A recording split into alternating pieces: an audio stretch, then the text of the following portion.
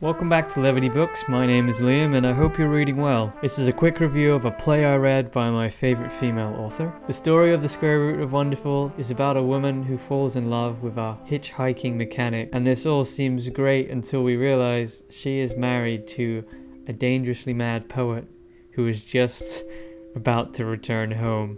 The Square Root of Wonderful is the most autobiographical but the weakest work of Carson McCullers, which I can say now as I've read all of her works. It will remind you of some of the worst romantic relationships you know of. While this play succeeds in its author's intention, it doesn't work so well on stage, but it's important to look at for the philosophy of theatre because it inadvertently showed us that a heavily autobiographical play can destroy the illusion of the stage quite critically. This would be a great play for aspiring actors and playwrights as it explores the mechanics of what makes a good play. This is Carson McCullers' first play, and in the foreword she mentions how she was trying to create memories of her mother who she lost and her husband who she lost to suicide. The play's plot is quite explicit with how she dealt with her grief. The backstory explains the play's structure as a tragicomedy. Most plays are tragedies or comedies, but Carson wanted to recreate a play that accurately shows how people in real life deal with a tragedy and move on. Being a tragicomedy means it's not structured entirely around the audience's enjoyment as people normally like in a very extreme play, but rather it's structured around trying to recreate how things really work in reality. Because normally the curtain falls soon after tragedy or triumph at the climax of a play, but Carson wanted to write about what comes after. Because plays are normally abstract catharses, morals tied to climaxes, she's attempting more of a dramatic soap opera. And in trying so hard to tell the details of her personal life, she breaks conventions of theatre which make the play less enjoyable. In a way, The Square Root of Wonderful was the only work she wrote about and for herself alone. Unfortunately, The Square Root of Wonderful feels unbalanced and contrived because everyone wants to talk about love all at once and to tell about their personal stories for no reason. Nobody narrates memories in detail just in the middle of a conversation. This is her first play, and as a playwright she's trying too hard to ensure the characters she has are real, and in doing so she breaks the illusion of a fictional narrative. It's this style that works so well in her novels that works so badly on stage. It's too brash and realistic. You can't write a play with kindness. On stage, every sentence must count, but it must above all be natural, because if the stage breaks, all the characters become pedestrians and you no longer care about the narrative. It's a simple play, but it raises really great questions too late and leaves them unanswered. It's good that someone finally suggested that love triangles are psychologically painful and that romantic grief can be overcome. In summary, The Square Root of Wonderful is a great play if you're interested in the mechanics of the stage, if you ever wanted to know what a real-life romance would look like on stage, and if you ever wanted to see just how autobiographical you can be on stage before you start to remove what makes plays enjoyable and great mediums for telling stories. That's it. Happy reading.